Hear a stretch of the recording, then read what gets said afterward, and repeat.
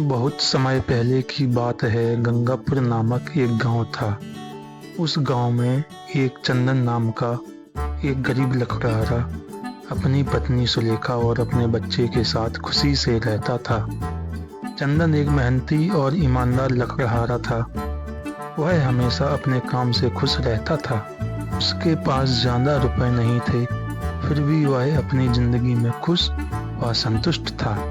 चंदन रोज सुबह सुबह जल्दी उठता था और गांव में सेठ जी के यहाँ लकड़ी काटने का काम करता था और इसके बदले में सेठ चंदन को पैसे देता था, जिससे चंदन के घर का गुजारा जैसे तैसे हो पाता था।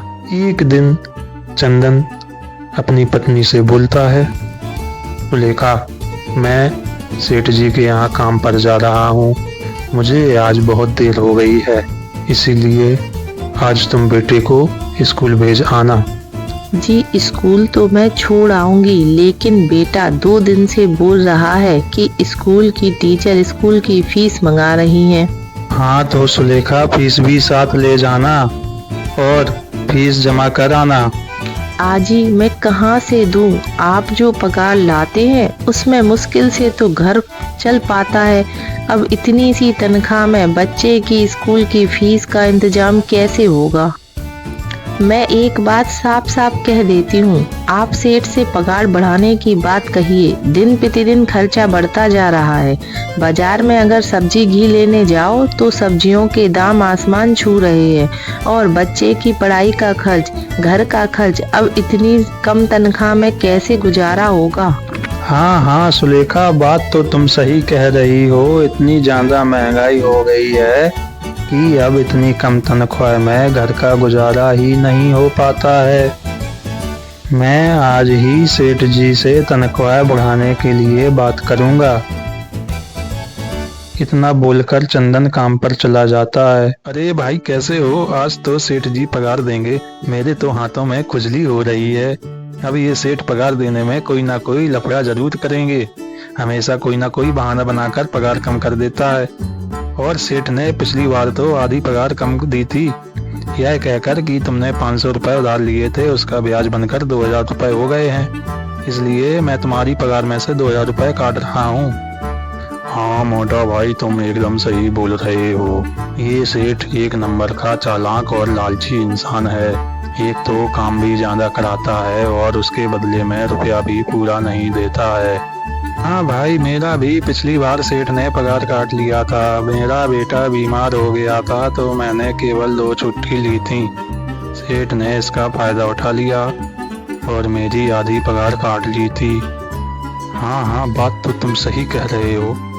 हे भगवान, इस बार सेठ जी मेरी पूरी पगार मुझे दे दें। मुझे बच्चे की स्कूल की फीस भी भरनी है और घर का खर्चा भी चलाना है। ऐसा बोलकर सभी लोग सेठ के यहाँ जाते हैं और काम पर लग जाते हैं। काम करने के पश्चात शाम को सेठ जी आते हैं तो सभी लोग सेठ जी से बोलते हैं, सेठ जी, आज काम करने का महीना पूरा हो गया है, मुझे आज मेरी तनख्वाह दीजिए। हाँ, तनख्वाह तो देनी ही है, लेकिन अभी मेरे पास रुपए बिल्कुल भी नहीं है। अभी माल बिका नहीं है। जैसे ही माल बिकेगा तो तुम्हें 1-2 दिन में तनख्वाह दे देंगे। लेकिन सेठ जी, अभी हमारे पास बिल्कुल भी रुपए नहीं है। मुझे बच्चे की स्कूल की फीस भी जमा करनी है। मैं बोल तो रहा हूँ चंदन, 1-2 दिन तक रुक जाओ, तुम्हारे पैसे मिल जाएंगे। इस तरह सभी लकड़हारे उदास होकर अपने अपने घर पर लौट जाते हैं। जैसे ही चंदन घर पर पहुँचता है, इस बार सेठ ने कितनी पगार दी है? सुलेखा, अभी तो सेठ ने कुछ भी पगार नहीं दी है। उन्होंने बोला है कि अभी 1-2 दिन बाद पगार मिलेगी। क्या अभी पगार नहीं मिली है? आपको तो पता है ना कि बच्चे की स्कूल की फीस भरनी है। आज टीचर ने लास्ट चेतावनी देते हुए कहा है कि अगर कल फीस जमा नहीं की तो बच्चे को स्कूल नहीं लाना, उसे घर पर ही बिठाना। अब बताओ मैं क्या करूं? अरे मैं क्या बताऊं सुलेखा, ये सेठ तो कभी भी समय पर पगार देते ही नहीं है। अब तो हमें इंतजार ही करना है। इंतजार के अलावा हमारे पास अब और कोई रास्ता नहीं है। 1-2 दिन की ही तो बात है, देख लेते हैं। ऐसे ही 2 दिन गुजर जाते हैं और 2 दिन बाद सेठ जी सभी को पगार देते हैं। अरे कालू, यह ले इस महीने की पगार, पूरे 2000 रुपए हैं। सेठ जी, बस 2000 ही क्यों? मैंने तो पूरे 3000 रुपए का काम किया है ना। हाँ, काम तो किया है, लेकिन तूने 1-1 घंटे आराम भी तो किया है, उसका क्या? लेकिन सेठ जी, आपने तो बोला था कि 8 घंटे काम करने के पूरे 3000 रुपए मिलेंगे। मैंने तो पूरे 8 घंटे काम किया है, उसके बाद 1 घंटे आराम। ज्यादा हिसाब किताब मत समझाओ मुझे, चुपचाप ये रुपए रख लो और नहीं चाहिए तो कहीं और जाकर काम देख लेना। बेचारे कालू के पास इन पैसों को लेने के सिवाय और कोई भी रास्ता नहीं था। कालू चुपचाप वह पैसा रख लेता है। चंदन, यह लो इस महीने के तुम्हारे पूरे 2500 रुपए। लेकिन सेठ जी, मेरे तो पूरे 3000 रुपए बनते हैं, फिर 2500 रुपए ही क्यों? मैंने ना तो कोई भी छुट्टी ली है और ना ही आराम किया है, समय से अपना काम पूरा किया है, फिर भी मेरे रुपए कम क्यों? हाँ चंदन, तुमने समय पर काम किया है, पर इस समय बाजार में लकड़ियों के दाम काफी कम है, इसी वजह से इस माह में तुम्हें भी पगार कम मिलेगी, जब तक लकड़ियों के दाम बढ़ नहीं जाते हैं।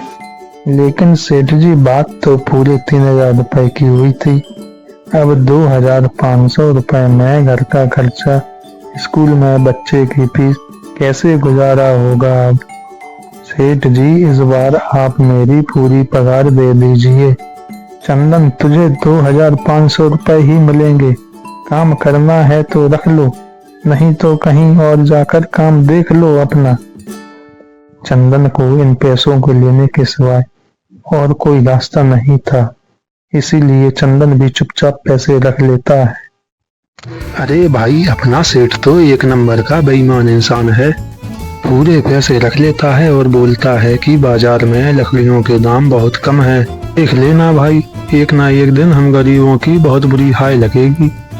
नहीं भाई, ऐसे नहीं बोलते, वही सेठ जी तो हमारे अन्नदाता हैं, हमारे घर का खर्चा तो उन्हीं की वजह से चलता है, ऐसा नहीं बोलते हैं। काय का अन्नदाता है?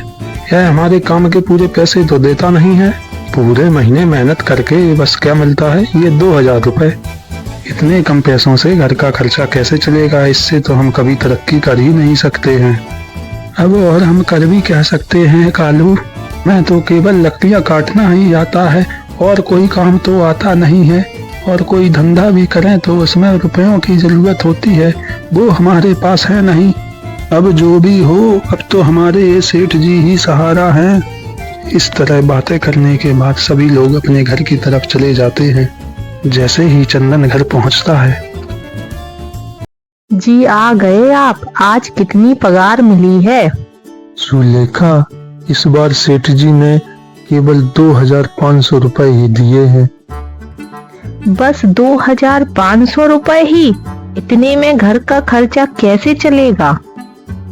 बच्चों के स्कूल की फीस में 1000 रुपए जमा हो जाएंगे, फिर मात्र 1500 रुपए में क्या होगा? कैसे गुजारा होगा? सुलेखा, मैं क्या करूं, अब तुम्हें इतने में ही गुजारा करना होगा। पहले तुम बच्चे की स्कूल की फीस जमा कर देना, फिर बाकी का मैं देखता हूँ। आजी, आप क्या कर लोगे? सेठ जी से पूरे पैसे तो मांगे नहीं गए आपसे। नहीं सुलेखा, मैंने सेठ जी से पैसों के लिए कहा था, पर सेठ जी ने साफ मना कर दिया था और कहा था कि ये लेना है तो लो, नहीं तो और कहीं काम देख लेना। अब मैं सोच रहा हूँ कि लकड़ी काटने के बाद और कहीं भी काम किया करूँगा, जिससे कुछ और भी आमदनी हो जाएगी। मैं आज ही सेठ जी के यहाँ से काम करने के बाद और भी जगह काम ढूंढने जाऊंगा। और जैसा चंदन ने कहा था कि सेठ के यहाँ काम करने के बाद चंदन और कहीं काम की तलाश में निकल जाता है। चंदन पूरे गांव में काम ढूंढता है, दुकानों दुकानों पर जाकर काम मांगता है, मगर हर जगह चंदन को निराशा ही मिलती है। शाम होती है तो चंदन शाम तक थक हार जाता है और घर की तरफ लौटता है। तभी वह देखता है कि अचानक एक भैंसों का झुंड उसकी तरफ भागा चला आ रहा है। वह देखकर चंदन डर जाता है। वह इधर उधर देखता है तो उसे एक गुफा नजर आती है और वह गुफा में जाकर छुप जाता है। थोड़ी देर बाद जब भैंसों का झुंड वहां से निकल जाता है तब चंदन चैन की सांस लेता है। हे भगवान, आज तो मैं बाल बाल बच गया, नहीं तो आज मैं इन भैंसों के पैरों तले कुचला ही जाता। अरे ये मैं कहाँ पर आ गया हूँ। चंदन यह सब सोच ही रहा था कि तभी उसकी नजर गुफा में रखे एक मटके पर पड़ती है। तो चंदन उस मटके की तरफ जाता है। अरे इस गुफा में यह मटका किसका है? इसे तो मैं घर पर ले जाऊंगा, सुलेखा को पानी रखने के काम आएगा।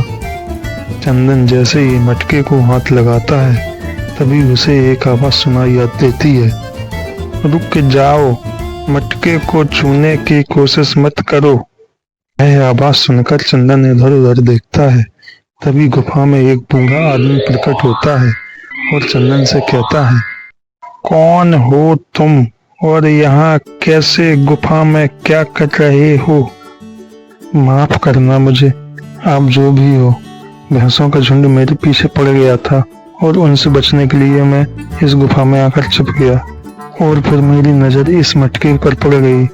माफ कीजिए बाबा, मुझे लगा कि यहाँ पर कोई नहीं है और ये मटका किसी का नहीं है, इसलिए मैंने इसे छूने की कोशिश की। बेटा चंदन, तुम्हें डरने की जरूरत नहीं है, मैं तुम्हारे बारे में सब कुछ जानता हूँ।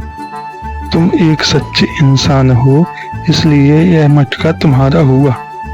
जो आज्ञा बाबा, आप जैसा कहें। जैसे ही चंदन घर पर मटके को लेकर पहुंचता है, सुलेखा, ये देखो मैं तुम्हारे लिए क्या लेकर आया हूँ। ये क्या लाए हो? बस एक पुराना मटका? आप तो काम की तलाश में गए थे, आपको काम मिला कि नहीं? नहीं सुलेखा, मेरी बात सुनो, यह ऐसा वैसा मटका नहीं है, यह एक जादुई मटका है। फिर चंदन सुलेखा को सारी बात बताता है। अच्छा, आपका मतलब है हमें इस मटके में ऐसी चीज डालनी होगी जिसकी हमें सबसे ज्यादा जरूरत है। अरे सुलेखा, मुझे एक सिक्का लाकर देना। जैसे ही चंदन सिक्के को उस जादुई मटके में डालता है, वैसे ही वह मटका पूरा सोने के सिक्कों से भर जाता है। यह देखकर दोनों लोग बहुत खुश हो जाते हैं। सुलेखा, मैं इन सोने के सिक्कों को बेचकर अपने गरीब लकड़हारे दोस्तों की मदद करना चाहता हूँ और जो भी बेसहारा लोग हैं उनकी मदद करूँगा। उस दिन से चंदन की सारी समस्याएं खत्म हो जाती हैं और चंदन बेसहारा लोगों की मदद करना शुरू कर देता है।